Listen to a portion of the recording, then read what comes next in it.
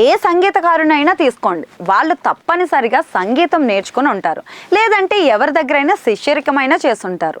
నేను మాత్రం ఎవరి దగ్గర సంగీతం నేర్చుకోలేదు. నాకు ఆ దేవుడే ఈ వరాన్ని ఇచ్చినట్టుగా అనిపిస్తుంది. నాలాంటి వాళ్ళు ఈ ప్రపంచంలో ఎవ్వరూ ఉండరు, గతంలో కూడా లేరు, భవిష్యత్తులో రారు అన్నారు ప్రముఖ సంగీత దర్శకుడు ఇళయరాజా. ఆయన ఇటీవల తెలుగు చిత్రం షష్ఠి పూర్తికి స్వరాలు సమకూర్చారు. రూపేష్ కథానాయకుడిగా నటిస్తూ నిర్మించిన చిత్రం ఇది. రాజేంద్ర ప్రసాద్, అర్చన కీలక పాత్రలు అయితే పోషించారు. ఇక పవన్ ప్రభు దర్శకుడు. ఈ చిత్రం ఈ శుక్రవారం ప్రేక్షకుల ముందుకైతే రాబోతుంది. ఈ సందర్భంగా ఇళయరాజాతో గీత రచయిత అయిన చైతన్య ప్రసాద్ గారు ప్రత్యేకంగా మాట్లాడారు. ఆ భేటీలో ఇళయరాజా పలు ఆసక్తికరమైన విషయాలు అయితే వెల్లడించారు. నేను ఎక్కడో ఒక చిన్న గ్రామంలో పుట్టాను. అక్కడ సంగీతాన్ని నేర్పించేవారు కూడా ఉండరు. ఇక చిన్నప్పుడు మా అన్న పాటలు పాడుతూ ఉండేవాడు. అలా పాటలు వింటూ నేను ఏదో ఒకటి వాయిస్తూ ఉండేవాడిని. అలాంటి చోటు నుంచి ఈ స్థాయికి వచ్చాను. అసలు నాకు సంగీతం ఎలా వచ్చింది, నా నుంచి పాటలు ఎలా ఉద్భవిస్తాయో నాకు కూడా తెలియదు.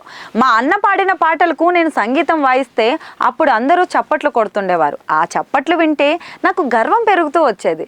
అయితే వాళ్ళ చప్పట్లు కొట్టేది నేను వాయించినందుక లేక ఆ సంగీతానిక అనే ప్రశ్న అయితే నాలో మొదలైంది. సంగీతానికి కొడుతున్నారని తెలిసాక నేను అలా సంగీతం కంపోజ్ చేయాలని దానిపై దృష్టి పెట్టా. అలా నేను సంగీత దర్శకుడిని అయ్యాను అని చెప్పారు ఇళయరాజా.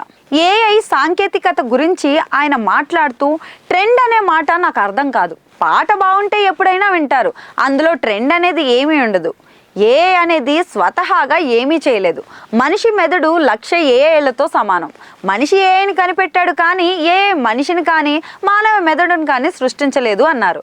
ఇక కొత్తగా వస్తున్న తరాన్ని ప్రోత్సహించాలనే ఉద్దేశంతోనే షష్ఠి పూర్తి చేశానని చెప్పారు ఇళయరాజా. ఇక మంచి కథ ఉందా లేదా అన్నది చూస్తాను, స్టార్స్ ఉన్నారా లేదా అన్నది ఎప్పుడు పట్టించుకోను. నా కెరీర్ ఆరంభం నుంచి కొత్త వాళ్ళని ప్రోత్సహిస్తూ వస్తున్నా. భారతీ రాజా, మణిరత్నం ఇలా అందరూ అప్పట్లో కొత్త వాళ్ళే. నాతో సినిమాలు చేశాక వారికి ఆ స్టార్డమ్ గుర్తింపు వచ్చింది అని అన్నారు.